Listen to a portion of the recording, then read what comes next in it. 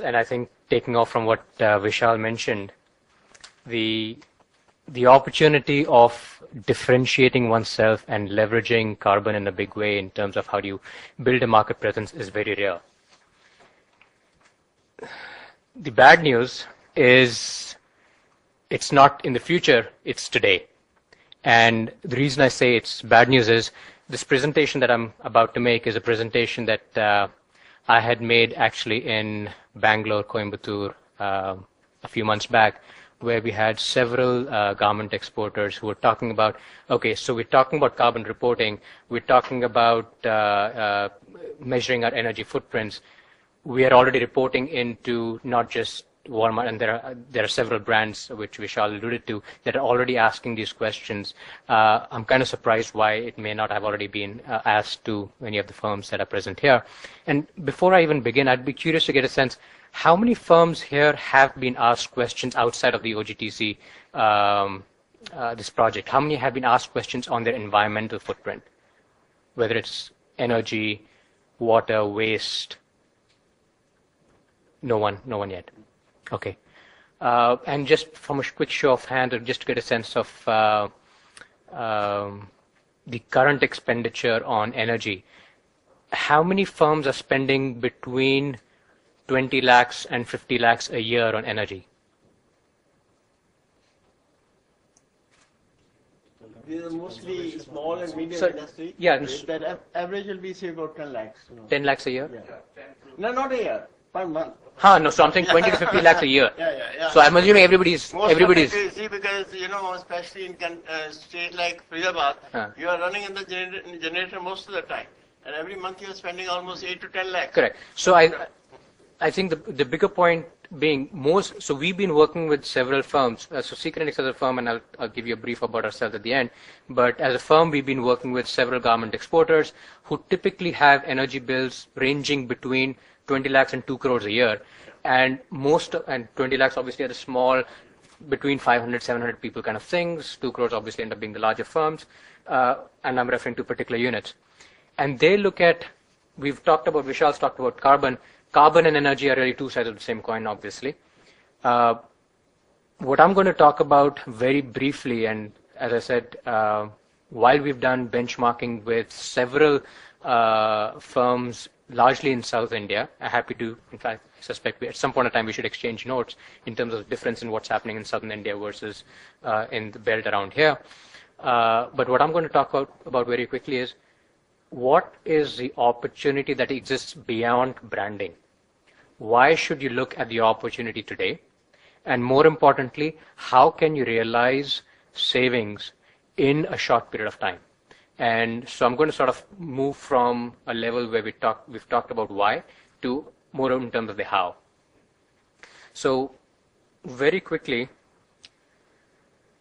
the outline for my conversation is really going to be talking about how do you really build and track an energy management plan. And as I said, energy and carbon are two sides of the same coin.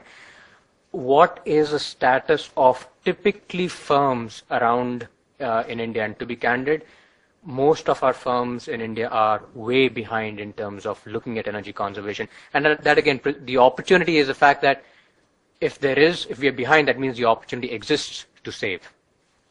Right? I'll talk about a few practical examples and linkage between energy, water, and greenhouse gases, and they're all sort of linked. And how do we leverage it for long-term advantage? So, should we care about energy savings? Obvious question. The answer to that is yes. But the question I would argue is, or the point I would make is, today it's only about 2 to 5% of expense. So labor is a larger part of the expense. Why should you care about savings? Why should you care about energy, or for that matter of fact, even carbon? And I would argue that this 2 to 5% is already increasing. If diesel prices went up last week, they're only going to go up further. Subsidies are not going to go away. Subsidies are going to go away. The fact is that, especially in northern India, we're heavily reliant on diesel gensets as an alternate source. So what if tomorrow, instead of 2 to 5%, we're talking about 4 to 7%? Does that all of a sudden make the carbon or the greenhouse gas or the energy conversation far more real. Also, you all have seen this, prices of briquettes, diesels are going up relatively higher than wage cost as also cost of inflation. So I'm not going to belabor this point. Why should, therefore, if we look at the three top reasons, if I would summarize it, it's, okay, one, it's a top management concern if your prices are going to go up from 2 to 5% to 4 to 7%. Two, customers care, and Vishal's already made that point, and I will echo the point that's saying that these questionnaires are already out there in the market, and the government is already taking action. Many of you are familiar or may be familiar with something known as a Perform Achieve Trade Scheme. It's more relevant to the large manufacturers. It is still not relevant to the smaller manufacturers. In 2015, which is about 2 years away from or 3 years away from now, there are plans in terms of rolling out energy efficiency mandates for smaller organizations.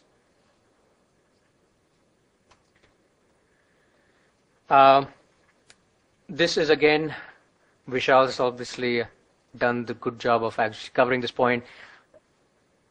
Brands have already talked about, they've already made commitments. They've made public commitments saying, I want to reduce X percentage of energy, X percentage of carbon in my operations, in my supply chain. There's a point that Vishal made, and I think it's important to emphasize that the firms typically have only 4 to 5% is their own footprint, 90 to 95% comes from the supply chain. So they are heavily looking at the supply chain. Now, there's another way also to look at saving energy and saving carbon, which is, did you know, and this is really a fact, did you know that saving energy, any rupee that is spent on saving energy yields between 20% and 200%, which is, I mean, FDs today at 10%, cost of capital today for most organizations hovers between 30 and 35%. So why not make investments in opportunities which are going to yield 100%, 200%? But having said that, typically, and this has been our experience, if we look at any firm, you typically have an opportunity to save between 15 and 30%, depending on where you are for a particular firm. Most firms, if we look at a life cycle or an evolution, awareness is a starting point. You have low-hanging energy efficiency measures where you end up saving 10 to 15%. And mind you, most firms haven't even started. Most firms are still sort of in this early stage. The stage beyond that, and just to sort of give you a sense of the overall cycle, is if you start making process measurements to drive improvements. This is where our earlier conversation of lack of data, yes, lack of data is there. Once you start seeing data, you'll automatically start saving this. But once you start using the data, that's when you'll start seeing process improvements, and you can actually say, okay, hey, today I used so much energy. What output did I have? How many pieces of output did I have? And starting correlate that, that's where you'll start making process improvements. And one big change that we've seen in the more progressive units has been, we didn't price this particular batch or this particular design right. With this design should have been priced higher because we're using more energy, we're using more water, and what typically, as an example, in most cases today, the pricing is more back of the envelope. But if you start having data, you can actually price your product more effectively. Go back to your buyers and say, hey, this particular design actually needs 5 washes, actually is going to, it needs more ironing than this other batch. Therefore, the price should actually be much higher because my cost of energy is going up. Point is, that you begin to start doing only when you start realizing, when you start looking at measuring process-wise savings. And then there's obviously process innovations, which is where you see additional savings. Now, I do not make this claim by without having data. And I'm happy to outline a couple of firms, especially, and this is in India, which have saved 50% of their energy bill. So if your monthly bills are 10 lakhs a month, imagine that being 5 lakhs a month. You can actually go there and make those savings. Now, but how do you do that? So that's the magic. That's the magic. That is the question. So do you want to create a plan? And I put this question out there, really emphasizing, do you want to do that? Most people say yes, but again, I put this question out there and I asked you guys, do you want to save 10% per annum? And this is obviously related, to more to the manufacturers rather than to the students and the academics in the room. And I'd like to hear your answer. Okay, so what are the steps involved in that? Realizing, and this again, the starting point over there is measure energy expenditure, identify areas of improvement, implement solutions. Nothing new about it, but when we've been into almost any factory, they do not measure energy expenditure.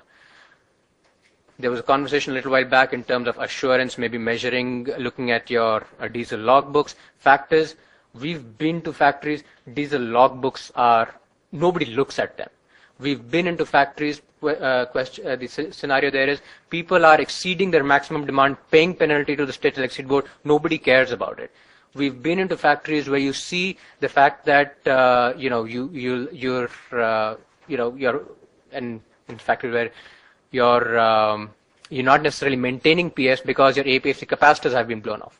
The fact is, very few factories are actually measuring energy expenditure. So unless you're measuring energy expenditure, nothing else can really begin to work. And I would argue this is one big stumbling block that if you can overcome, not only can you start looking and start reporting on the carbon footprint conversation that we had a little while back, but you can actually start working on the other areas.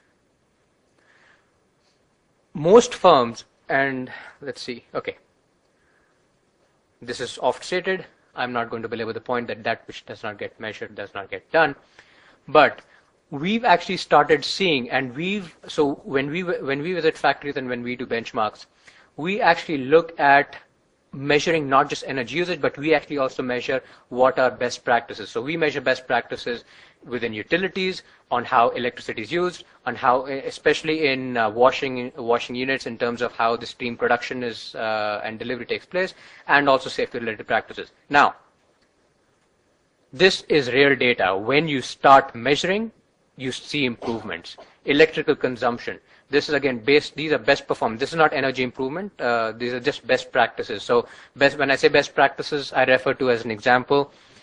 Is the maintenance guy, has the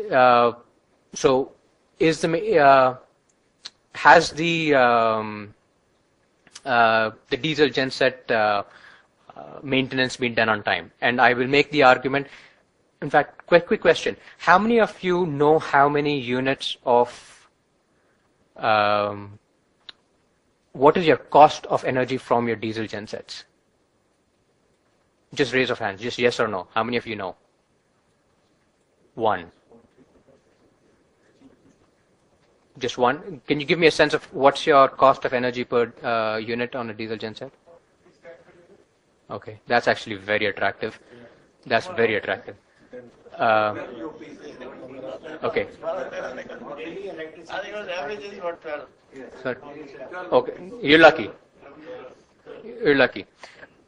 My argument over here is there's lots of measurement that is not happening within units, and there are very simple things. I'll talk about two very simple things in a couple of minutes, but there are simple low-hanging fruits that could be, through logbooks, having maintenance be tracked. In fact, maintenance, I would argue, is the lowest hanging fruit. Training is one of the lowest hanging fruits in terms of how do you implement energy efficiency measures within your own firm. The paybacks there are within weeks.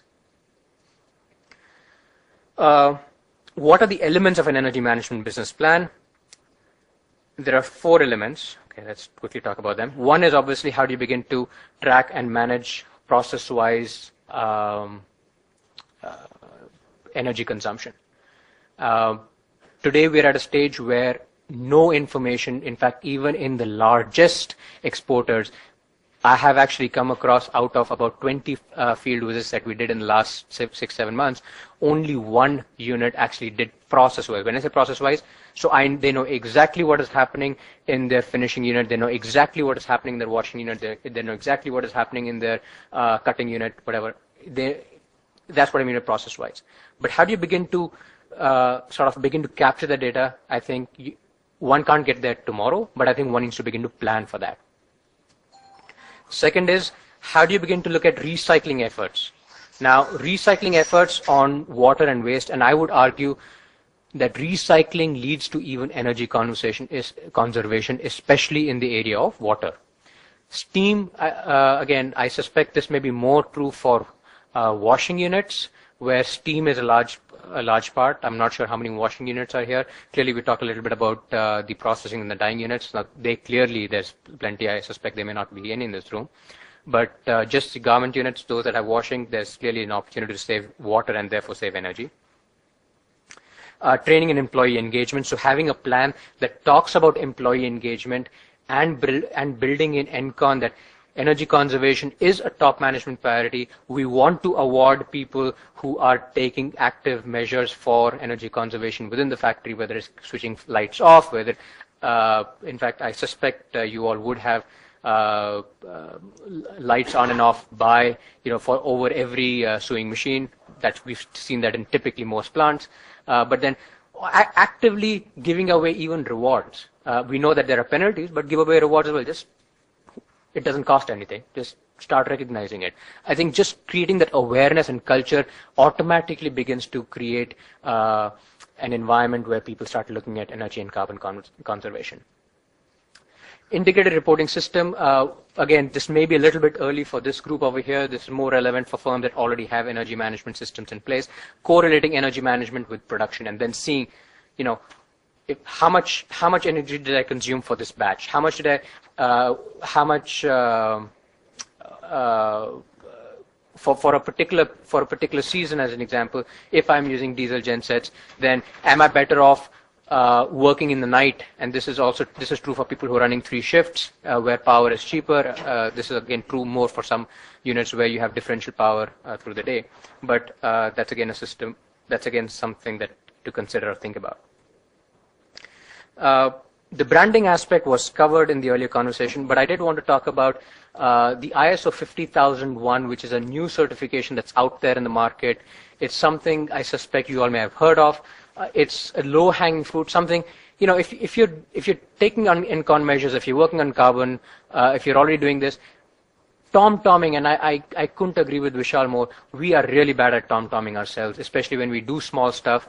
Just taking the incremental effort to go out there, get yourself certified, get yourself registered into, Damandeep will talk more about the CDP and the supply chain initiative that they have underway. But, there's plenty over here to pursue certifications with very, very incremental effort, especially if you're going to go down the route of conserving energy and carbon. Now, if you were to just take this advice or take this message of, let's just start measuring. If you just start measuring, let's not talk of starting improvement. If you just start measuring, automatically you will get 5 to 10% savings. And it's like, why didn't we start measuring before? Because the minute you start measuring, people will start saying, why are we not doing something, or why are we doing something in a certain way? That is automatic. We have seen that the minute we install sub-meters, the minute we start installing automated reporting systems, we see this happen in units that we just go and do our surveys in. Okay, this is more meant for the manufacturers. 2 tips to take away. Compressors. How many of you all have compressors? Everybody's got compressors. Compressors, as you all know, will obviously are one of your big energy hogs. How many of you know how efficient your compressors are? Okay, so typically we call an energy auditor in, we call somebody in, say, hey, come and help us figure this out. Now, forget the energy auditors. Here's a free tip for you all. After the shift is done, just run the compressor, or before the shift is done, just run the compressor. See how long it is on, and without anything on, see how long it is off. The leakage percentage that you can calculate is on-load time divided by on-load time plus off-load time. Now, if this number is somewhere in the range, if this number is above 30%, that means there's obviously something you can fix something right away. You can literally hear, you can walk by the pipelines, hear something that is hissing and fix it right away. Most firms, and I kid you not, most firms have this between 40 and 60%, and it should ideally be between 15 and 20%.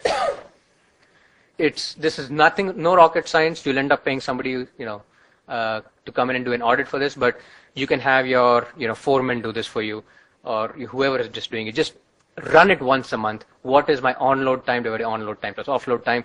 The minute exceeds 30%, get the compressor guy to come and fix it. And there's, I suspect in many of these cases, you'll have stuff under warranty, or you'll have stuff that, just very basic maintenance, right? And this is saving money. This is literally money being blown away, right? 2, for those units that have DGs, I just heard, we learned obviously a couple that don't rely on DGs, which is good. But one is obviously having a metering system on the diesel genset. Sorry? We have seen it not being used, or we haven't seen it being used, especially the data not being logged well. Now, basically, if you calculate the kilowatt hours per liter consumed, the minute it is less than 3.25, get the maintenance done. Again, this is no rocket science. This is something that just needs to be done once a month, once in 3 months. Again, the diesel gensets don't require maintenance too frequently. Point is, this is something that can be done very easily. Just put it on somebody's KRA or somebody's KPI and just have it done once a month. And no rocket science. Point is, this will start saving you money right away. This is, I suspect many units, and I don't know why, just blow their steam away. It costs very little money to just recycle the steam, not only for conserving energy, but especially for conserving water. When I say conserving water, today most people are spending money in pumping money out of the bore wells. Today, that is money saved in terms of energy. We've seen a fair bit of saving that, again, you just turn this around. It doesn't cost too much. As I said, there's a big energy water linkage, especially in units especially in washing units. A quick tip for everybody in this room: carbon footprints, important. Carbon credits, please don't think about it. Many people keep asking us, hey, we're doing all this stuff, am I eligible for carbon credits? Or no, not am I eligible. How can I get carbon credits? Please forget carbon credits. Not relevant, and I think Damandi may be more qualified to talk about this later on, but today in this, especially with small organizations, carbon credits really aren't worth it. Quickly, as a firm, we are an operational consulting and strategic services firm. We operate obviously with export-oriented units within the textile space, within the automotive space, and a few other spaces, and really helping build sustainable practices.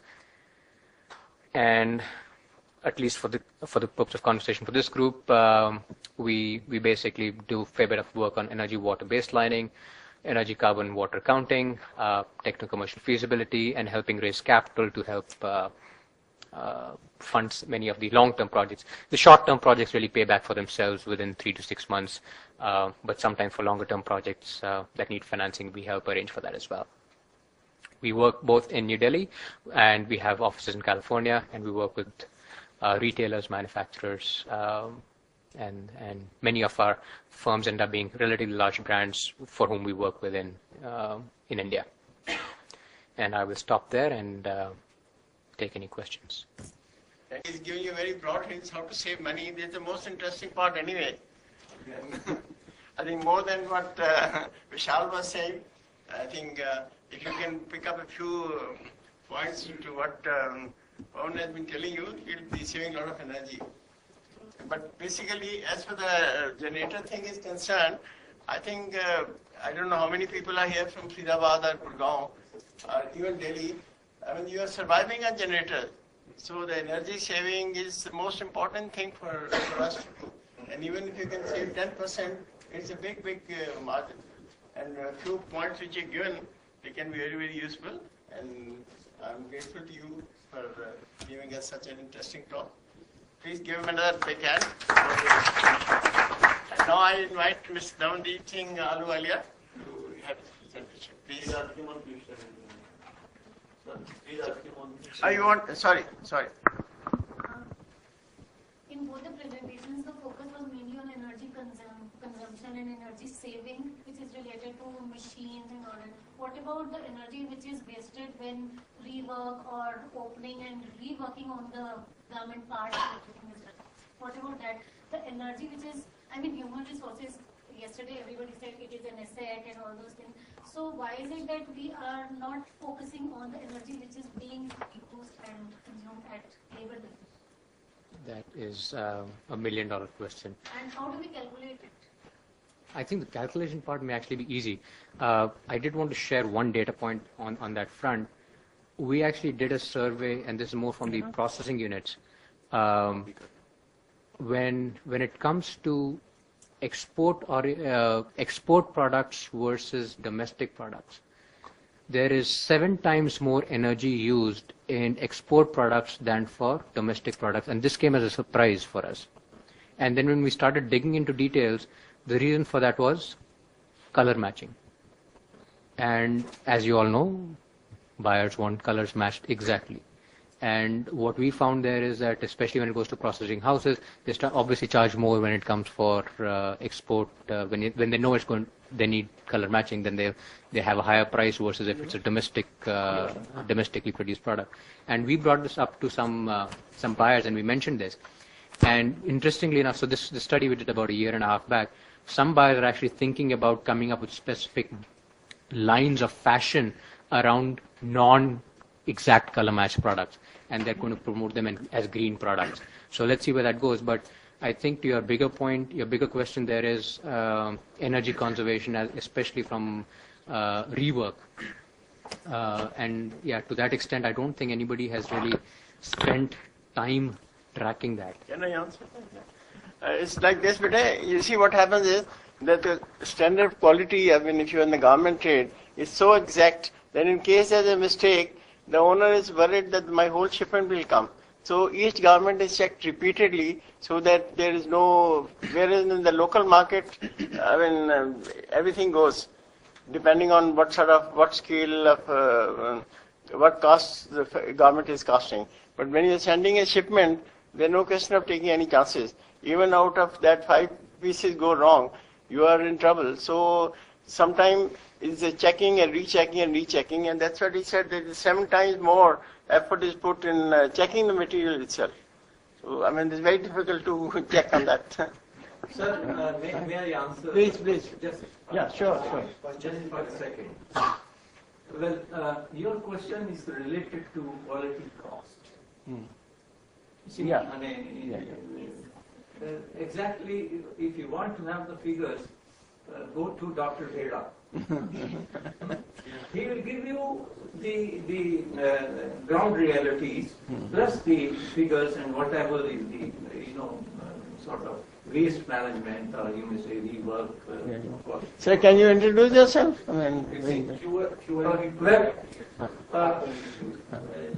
I'll be grateful if you please. I'm Nagpur and Nagpur. In fact, my career has been with defense textiles, technical textiles, and all sorts of materials on textiles, what the defense is using. So, and basically I'm a textile graduate from Delhi, and then having done a lot of many other courses. And I'm a freelancer, though I have worked for an export house in Oakland when I retired and all that, set up a small in-house laboratory for testing and quality control. All those things, you see. I've been the immediate past chairman of the Textile Association of India, their Delhi chapter. And in fact, after I retired, I've been mostly working on technical textiles. The industrial textiles, they are... Thank you very much. At such young age, you're still so energetic and involved. Thank you. Please give a big hand. Thank you. Thank you. Thank you so much. Thank you, sir.